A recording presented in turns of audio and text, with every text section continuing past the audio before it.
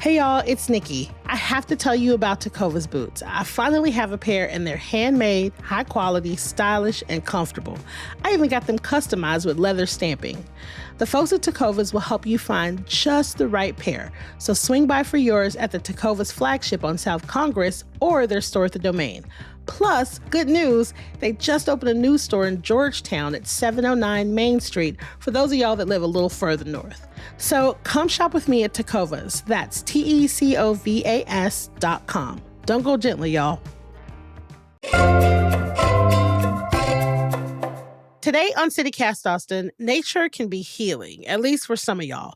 And right now seems like a good time to just find some R&R. So we're bringing back our interview with Pam LeBlanc, adventurer extraordinaire, to get some tips on how to use the great outdoors as an escape.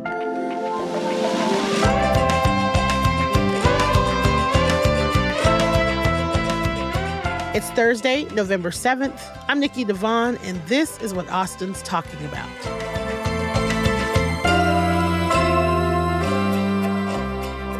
Hello, I am here today with Pam LeBlanc, adventurer and freelance writer, and we are going to talk all about camping. Hi, Pam. How are you? I'm great. How are you? I'm pretty good. So it's cooling down, sort of.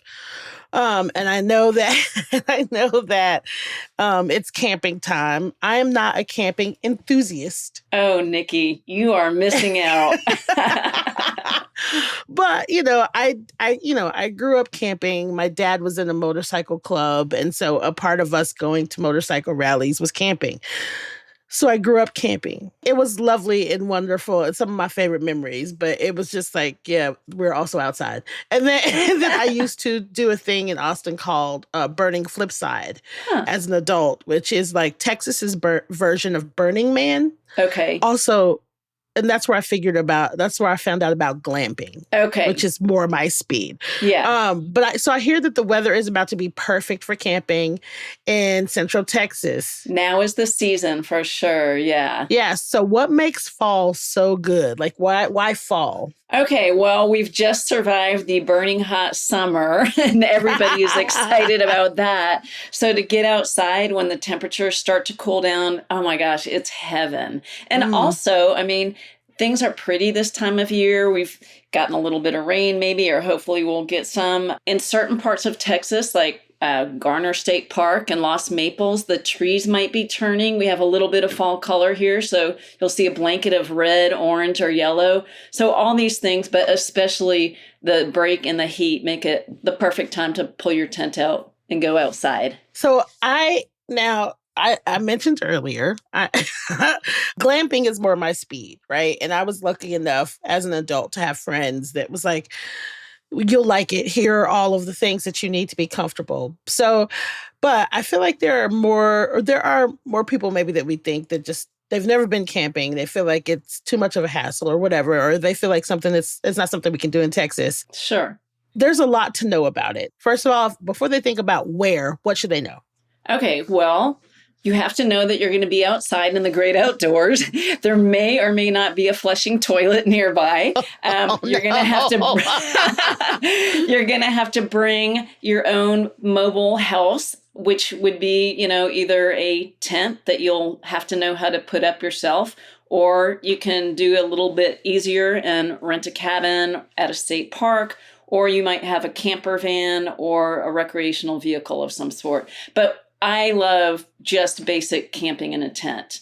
And there's also different ways to do that. You can do car camping, which is super easy. You just load your tent into a vehicle, go to a state park where you have a reservation. That's key. You set up your tent not far from your car, or you can do more backcountry camping, which would involve loading all your gear into a backpack and hiking, however far you want to go and setting up a tent there. They're all great options. Now, as a first timer, what would you say is the easiest and best way to dip your foot in? What type of camping is best for first timers? Well, I think that car camping is a great way to go. You might want to borrow some gear from a friend before you invest in a lot of expensive stuff, because tents can be expensive.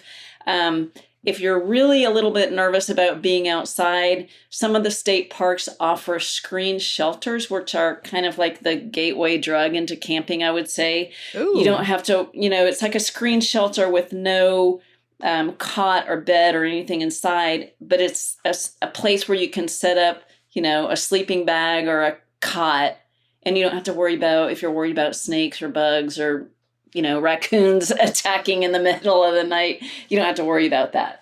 So, okay, now that you bring me to a good point about the cost. I love this idea of borrowing. The first time I was going to go camping as an adult, I was more excited about the shopping part of it than I was the camping part of it. So I went to Academy and I was like, I need a tent that I can stand up in. And I'm 5'4".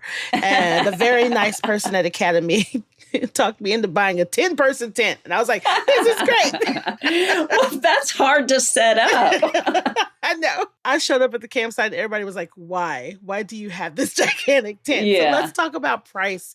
That's a great idea to borrow. Yeah. If you have a friend who's into the great outdoors, try borrowing from them. I know that some stores have, like REI has a program where they will take you on a short weekend backpacking trip here in Austin, and they would provide a tent. Texas Parks and Wildlife has a beginner camping program. I think it's called Camping 101, where they will provide basic gear and walk you through what to do over like a 2-night excursion. And they will teach you everything from how to put up a tent to how to cook something over a campfire.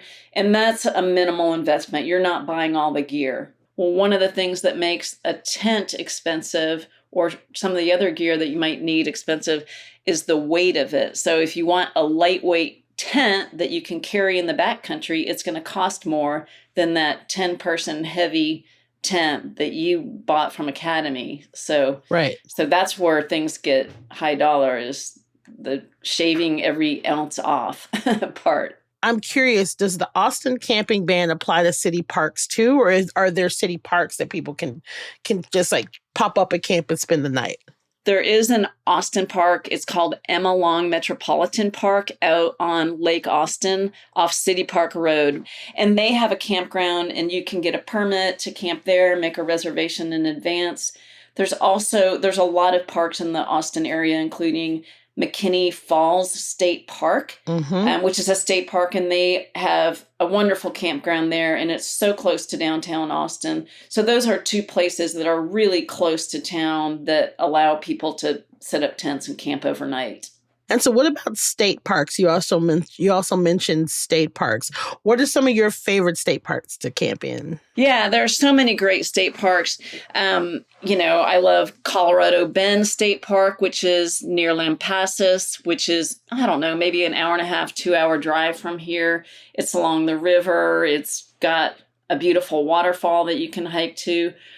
I think I mentioned Lost Maples earlier, especially in fall when the colors are changing. Lost Maples is a great place to camp.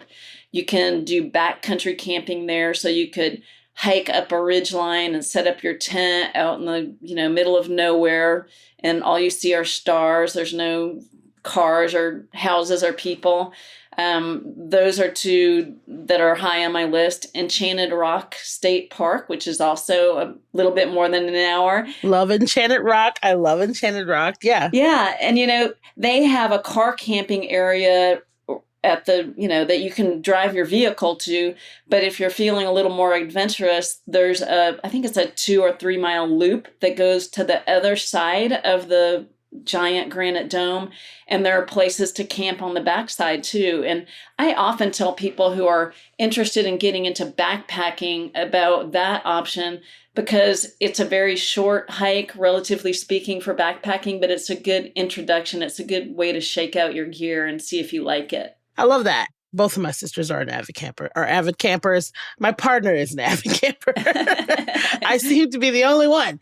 And I know we have some amazing national parks. Yeah. Some are campable and some aren't. What are your favorite national parks that Austinites can get to quickly? The big national park in Texas that everyone who's a Texan has to go or you lose your Texan card, is Big Bend National Park. And it's about an 8-hour drive from here, and it is fantastic. I've been going there for years. You can camp either in the desert or in the Chisos Basin area of that park. One caveat, that park is going to be closing the basin area starting in January 2025 to do some renovations on some infrastructure up there.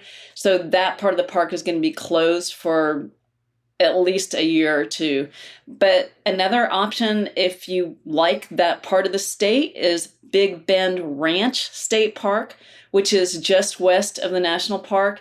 And it's a little more rugged, doesn't have all the amenities, but they have very remote campsites that you drive a 4-wheel drive vehicle to and camp in the desert, and it is spectacular. Now listen, Pam, the one time I went to Big Bend National Park, I went with the friends because we had gone to Terlingua. The one time in my life I saw a black bear, a small black bear, too close for comfort. Oh, you were lucky to see that. That's wonderful. That's what everybody kept saying. This little tiny baby black bear trying to get into the trash thing. And we were on the side taking pictures, and I was like, something is moving up there. Something's going on. But I will agree with you. It was gorgeous. It was, gorgeous. Would I sleep there at night? No. It's all about comfort level. And I will throw in here, you got to get comfortable in the outdoors. Another option for people like you who like maybe a little more of the finer things in life, there's 42 parks in the Central Texas area that are operated by the Lower Colorado River Authority, LCRA, and some of those parks have glamping options. You had mentioned earlier, like glamping. Yeah. So there are parks at Lake Bastrop that you can go, and they already have either a yurt or an Airstream trailer that's pre-set up. That's my speed. Yeah, there are other options like that down at Matagorda. The LCRA runs, and you can reserve a Airstream trailer. So it's like camping, sort of, but you don't have to set anything up. You just arrive and you're done. So that makes it a little fancier, I guess. But it's an option. I love those options for myself because I love the sitting outside in front of a fire and talking to my friends. Who doesn't? That part of it, I love that kind of connection. And when it's kind of cold and you have to bundle up in front of a fire, love it. S'mores over the campfire. My friends have made me so many delicious meals over campfires. Yeah. And then I hop in my car and go home. So I love that glamping is an option. So let's talk about a little bit about these campsites. And you mentioned earlier, reservations. Are reservations a good idea period? Do you always have to have them? And are they hard to get? Yes. So plan ahead. The Texas state parks are very popular with good reason. We have some fantastic parks here in the state. But you want to, especially if you're looking at a weekend, you want to plan ahead. If you're flexible and able to camp during the middle of the week, it's a little easier. The Texas Parks and Wildlife Reservation website has an option where if you decide you want to camp this weekend, you can search just for sites that are available this weekend. But some of the more popular campgrounds, especially Lost Maples in the fall, Enchanted Rock, some of the ones that I had mentioned are a little bit tricky to get into if you don't reserve a site at least a couple, 3 weeks ahead of time. But if you do think ahead, it's not a problem. What do you think is the sweet spot for the amount of days that you should camp? I love the luxury of having 2 nights because then you have a full day in the middle to really relax and get into the groove of things. Mm-hmm. Sometimes if you're just rushing out one day, spending the night and rushing back, feel like you don't really get a chance to unwind and appreciate what camping is all about. And the whole point of camping is to relax and unplug and leave your phone somewhere else and don't get on your computer and turn off the TV, turn off the radio, and just enjoy the sounds of nature. That's the whole point for me.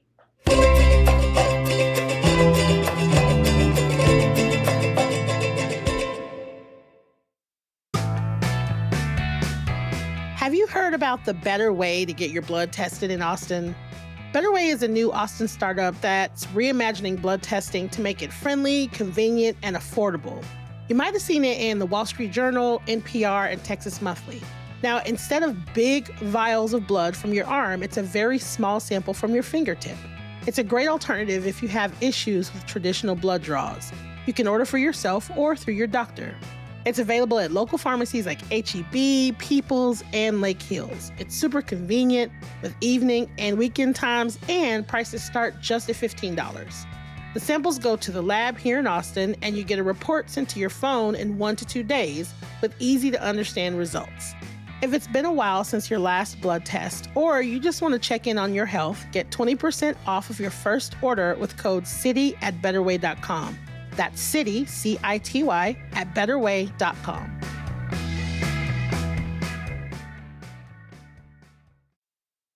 What would you say to the people like me who are like, gross nature, but want to just like, but want to do it? You know, like everybody's not like me. Some people don't like nature because we're afraid of bugs. Everybody has all their different reasons. Sure. Any tips on making that experience a little easier when it comes to being in nature when you're not used to being in nature?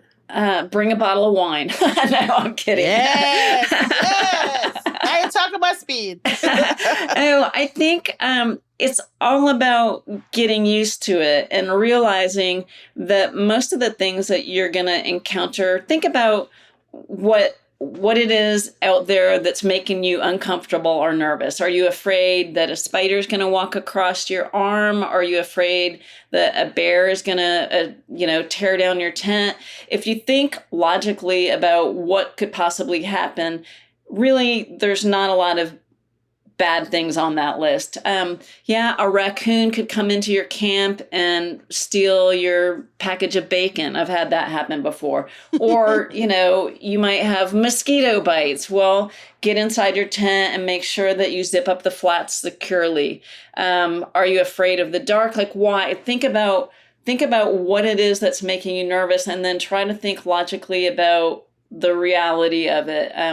Chances are you're not going to get attacked by a wild animal. I have woken up, I will mention this, I have woken up, unzipped my tent flaps, and found a tarantula walking outside my tent door. But tarantulas are not going to hurt you either. I just learned that, yeah. Yeah, just admire the nature and consider yourself lucky for seeing the things that you get to see. And I love to camp. I have had the most wonderful experiences out in the wild, and I find sleeping in a tent so cozy.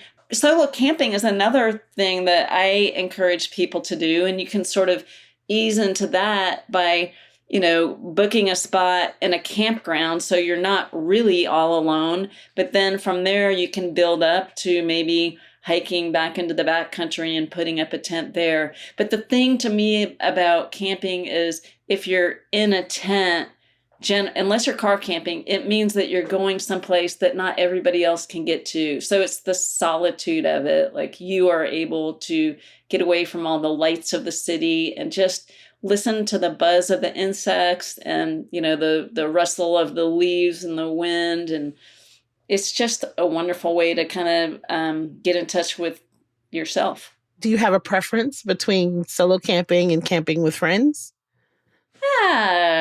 I generally love to camp with my friends just because it's all about socializing with them and enjoying things together in nature. But a solo camping trip now and then is a great way to shake the cobwebs out of your head. And I also love canoe camping. So we'll load all our gear onto a canoe and strike off on a river and then pull over periodically to spend the night. And the beauty of that is it's you don't have to worry so much about the weight of all your gear. Do you have to hike back up to your car? Well, you have to find a way to shuttle. So I'm thinking I do a trip in West Texas on the Devil's River. I've done it 5 times. It's a fantastic trip. But we hire somebody to drive us upstream to a put-in.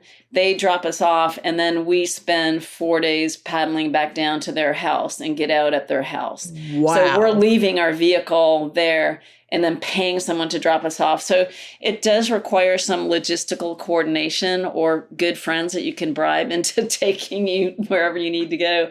You can't just camp willy-nilly on the bank, but it's legal in Texas to camp on a navigable river if there's a gravel island. You just can't put up a tent on the banks, but you can legally put up a tent on these gravel islands in the middle of the river. Oh, wow. That's awesome. So, okay, I have to ask you, you mentioned earlier, so when I would camp for Flipside, one of the biggest issues for me was the bathroom situation. And I know that that might be a concern for others. Now, I know that there are some campsites, they have full-on plumbing, running water. You can go and do all of that. Yeah. Other places sometimes maybe have a porta potty. Right. For the people that want to just kind of be in the rough, there are plenty of options that you can buy to take care of waste yourself. Do you have suggestions for that? So the first level is Texas state parks would have flushing toilets, and a lot of the parks have renovated their facilities. So that's easy. Sinks, showers even. Some of them are very nice. If you are going into the back country, depending on where you go, and you need to find out before you go, if you're going on a backpacking trip, for example, in a national forest or national park, it may be a situation where you can dig cat holes along the way. So you bring a little spade, you dig a little hole, you do your business, you cover it up, you pack out any paper. You do not leave the toilet paper in the wilderness. You pack that into a bag and put it in a special container in your backpack and haul it out. There are also, in certain areas that you backpack, you're not allowed to do that if it's a heavily used area. I'm thinking of Mount Whitney in California. And you have to bring in what's called a WAG bag. And it's a special double sealed bag with some chemicals in it. So you do your business. You unfold the bag, you do your business, and then you seal it all up. And it has special chemicals in there to make it sanitary, and then you put it in a special container and haul it out. So that's another way to deal with it. And I'm talking about number two. So as far as number one, the world is your toilet. Yeah, exactly. Not exactly. Yeah. So, right. You can go pee behind a tree if you need to. And in most areas, don't do it in the middle of the trail. Be polite. Go behind a tree. Nobody wants to see you. So I just got back from a rafting trip in Idaho, and we camped for 5 nights, and then along the way you have a special box that they actually haul with you. It's a big square metal container with a toilet seat on top, and they would set it up every night in some beautiful spot that had an incredible view. I've done this on the Grand Canyon too. They put a little tent around it so nobody, it's on 3 sides. Yeah. And the side that's open, you're seeing, a beautiful scene down the river. And we call that a loo with a view. So that's another way people do it. Oh, I love that. Oh, and some of the best scenery you can imagine from the loo with a view. Listen, that sounds way better than a cat hole. The horror of me digging a hole. My whole body is like, nope. But a loo with a view, I can absolutely get into. That's great. Yes. I don't know if this is too much information or not, but Never. Okay. All right. On other trips, I have paddling friends who have paddled distances in the ocean, and they will do, if the water is warm, what they refer to as an aqua dump. So they'll wade out into the ocean, do their business, and come back. So all I'm going to say about that.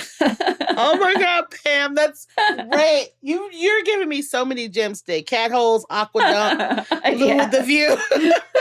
Just be careful where you do that. I am not condoning that type of behavior, but I do know people that do that. So I do not recommend that. And only if you're in a very remote area. Do not do it anywhere near a public beach, please. No. Please.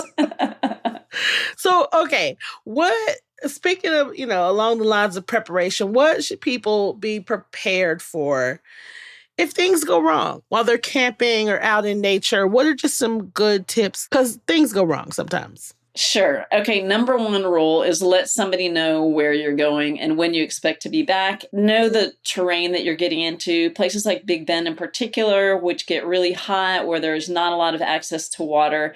You need to come prepared with plenty of drinking water, letting people know where you are, bringing all the proper gear. That means long sleeve sun shirt if it's, going to be hot out and sunny. It means sunscreen. It means if it's going to get cold at night, the proper equipment to keep your body comfortable. Food, electrolytes, the basic proper shoe wear is really critical. If your feet are uncomfortable while you're hiking somewhere, then you're just going to be miserable. Other things, it depends on your personal comfort level. Car camping is a lot easier, obviously, than if you're going into the backcountry. But just basic gear. Tent, sleeping bag, pillow, or a bunch of old T-shirts that you've been wearing along the way to use as a pillow, that sort of thing. And, maybe emergency, if there are any prescription drugs that you need, stuff like that. Please bring a toothbrush and toothpaste. Yeah, the basics. Let's talk food because, the last time I went camping, like I said, was with Flipside, and we're there for 4 or 5 days. And so, of course, I had an entire moving tub full of food just because, I'm an overpacker by nature. But if you're going to a quick weekend camp or a 2-day camp, what are some good, just easy peasy food options? Yeah. Okay. So it runs the gamut. I have friends who get really elaborate when they camp and they are totally into it. I don't really cook, not even at home. My husband's in charge of that. But if we're going for an easy overnight camping trip, then he's going to pack a cooler with hamburgers or sausage or something that we can throw on the grill when we're out there. If you don't want to do all the muss and fuss of making an elaborate meal, which, you can also do the pineapple upside down cake. You can get as fancy as you want. Mm-hmm. But there's also the dehydrated meal option.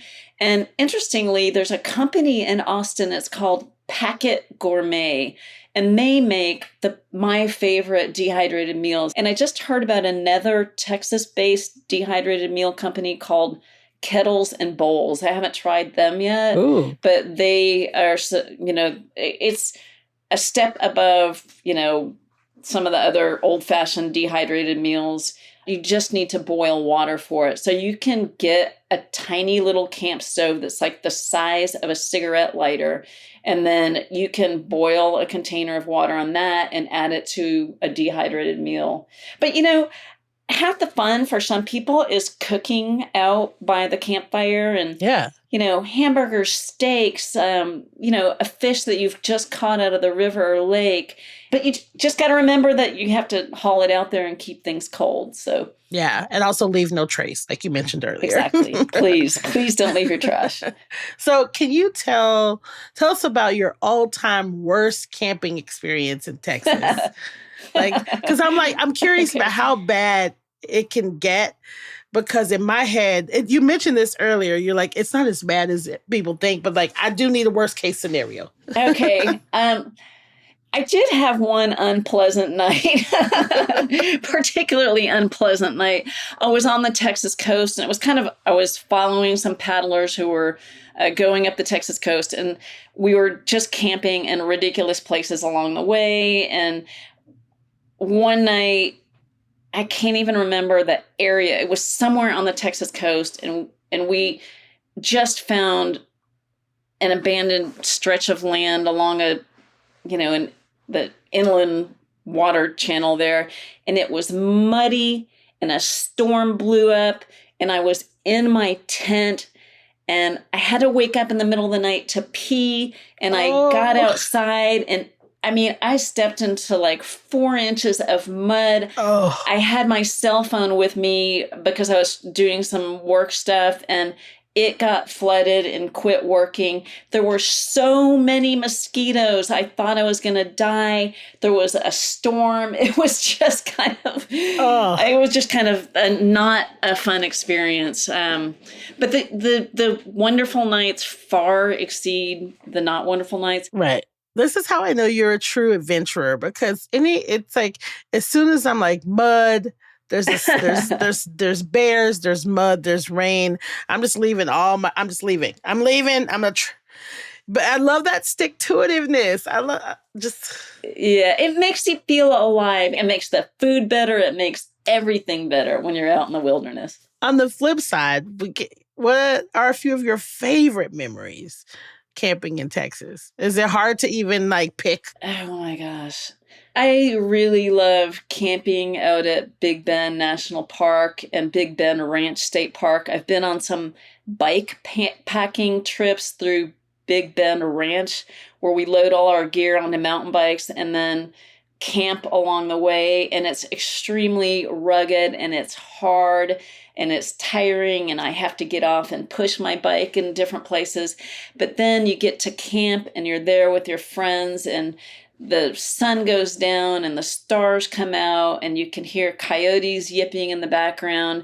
And it just feels like it feels unchanged. It feels like the way Texas must have been, 200 years ago. And so to have that connection with Texans from a bygone era just makes my heart so happy. I love it. And seeing animals out in the wilderness seeing that bear that you saw, that is just such a cool thing. And, seeing a bald eagle fly overhead or, having a raccoon invade your camp, which I've had happen a couple of times. It's actually kind of hilarious and fun. You have just described a movie that I would love to watch.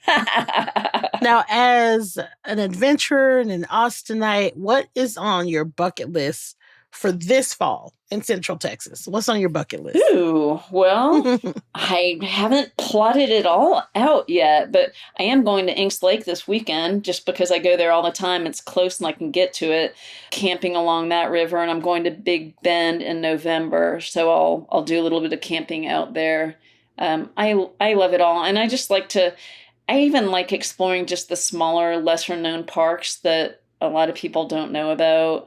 Avoiding the crowds and just getting to know the state more. I promised my friends that I would, earlier this year, go on a camping trip to Pace Bend Park. And then something happened and I was like, oh no, we can't do it. It wasn't my fault. I didn't back out. But something happened and we couldn't do it. And so I know that eventually I'm going to have to make good on that promise to go camping. Do it. So the next time we talk, I might have a story that is hopefully going to be one of, it was so amazing. Well, I can't wait to hear it. You make it sound lovely. And so thank you for being here and having this conversation with me about it and making it sound so desirable. This is a first for me. I will give you that. This is a first.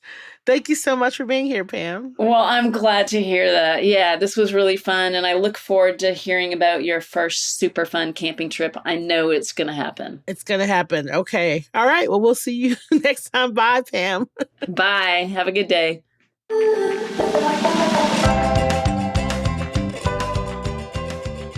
That's all for today here on CityCast Austin. You can find links to Pam's social media in our show notes. If you enjoy the show, why not tell a friend? And while you're at it, don't forget, rate the show, leave us a review, and subscribe to our Hey Austin newsletter. We'll be back tomorrow morning with more news from around the city. Bye, y'all.